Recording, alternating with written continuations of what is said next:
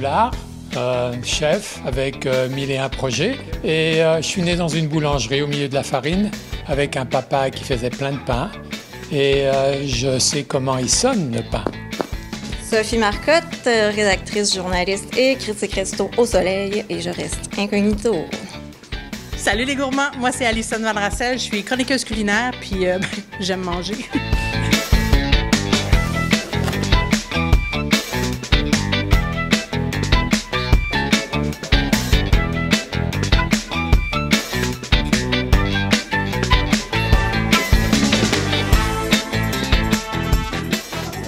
On vient de goûter 3 excellents pains. Absolument, je pense qu'à travers la ville de Québec, on avait 3 tops. Là.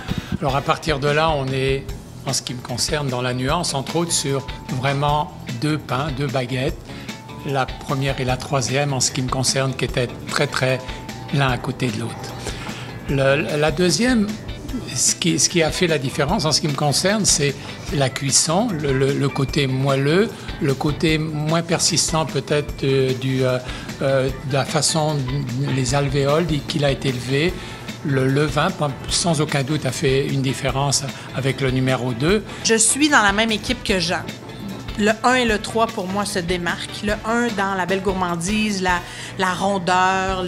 C'est un pain une baguette très égale, très belle. La grigne, je viens de trouver le nom. C'est la grigne, exactement. La grigne du pain était toute élégante, toute bien faite. Vraiment, là, la beauté de ce pain-là est extraordinaire.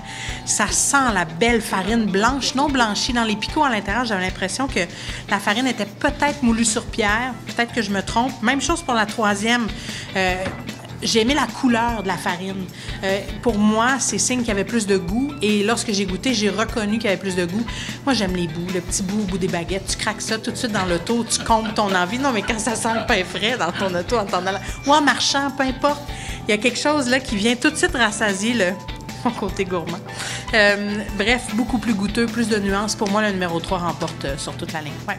Je suis aussi dans la même équipe. Ça s'est joint entre le 1 et le 3. Le 2, qui m'a moins plu, c'est que la mie était... Aussitôt qu'on la manipulait un petit peu, elle s'écrasait et ça me déplaît quand même beaucoup. Ouais. Malheureusement, moi, j'ai noté le 1 demi-point plus haut que le 3 et c'est seulement une question d'apparence, là, parce que je trouvais le 1 vraiment plus appétissant. Le 3 était comme plus mince avec les bouts pointus. Moi, je ne suis pas une fille de bouts pointus, contrairement à Alison. Mais le troisième, au goût, quand même, était quand même meilleur. De très peu, par exemple, par rapport au premier.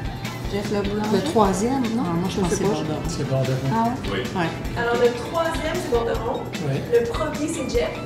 Le premier, c'est Jeff! Oui. Oh, je suis surprise en tabarouette. Alors là, je suis surpris. Hey, je suis jetée à terre. Je savais que c'était Borderon, mais ça, je suis à terre. C'est complètement inattendu. Puis pour moi, ce que ça me dit que Jeff a vraiment beaucoup travaillé dans les dernières années dans l'amélioration de sa baguette parce que je n'aurais jamais cru ça.